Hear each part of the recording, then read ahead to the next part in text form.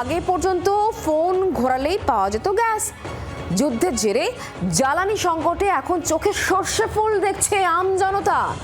নয়া সংযোজন, শহর এবং গ্রামের জন্য রান্নার গ্যাস বুকিংয়ে আলাদা নিয়ম, রান্নার গ্যাসেও বিভাজন, ক্ষোভে ফুঁসছে গ্রাম বাংলা।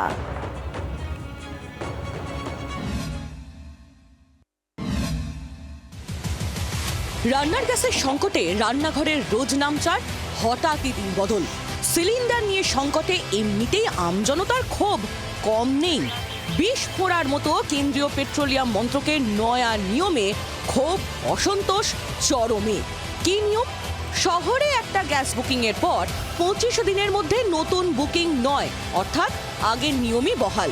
কিন্তু গ্রামাঞ্চল ও দুর্গম এলাকায় গ্যাস বুকিংয়ে অপেক্ষা করতে হবে 45 দিন।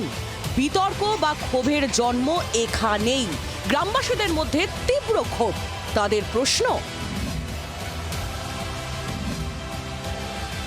পূর্ব বর্ধমানের আউশ গ্রামে গ্যাসের অভাবে ইতিমধ্যেই অনেক গ্রামবাসী রান্না করতে গিয়ে সমস্যায় পড়েছেন।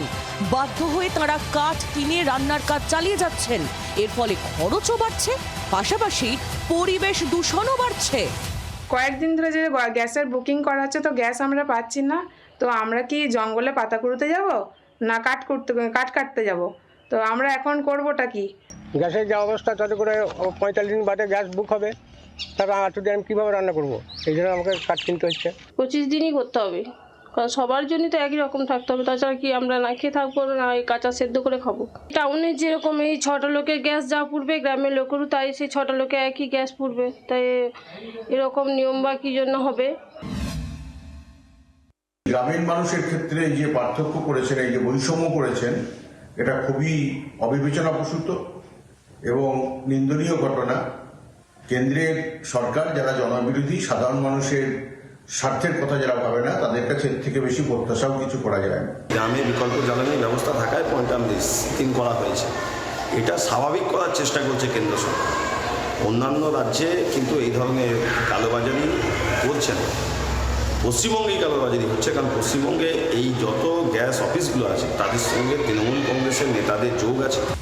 এক যাত্রায় পৃথক নিয়ম কেন? সরকারি সিদ্ধান্তে এটাই এখন গ্রামবাসীদের প্রশ্ন। রান্নার গ্যাসে বুকিং বঞ্চনার অভিযোগে গ্রাম বাংলার আওয়াজ কি দিল্লি পর্যন্ত পৌঁছবে? অরূপ লাহার রিপোর্ট, জি 24 ঘন্টা। বাংলার আওয়াজ, বাঙালির আবেগ, জি 24 ঘন্টা।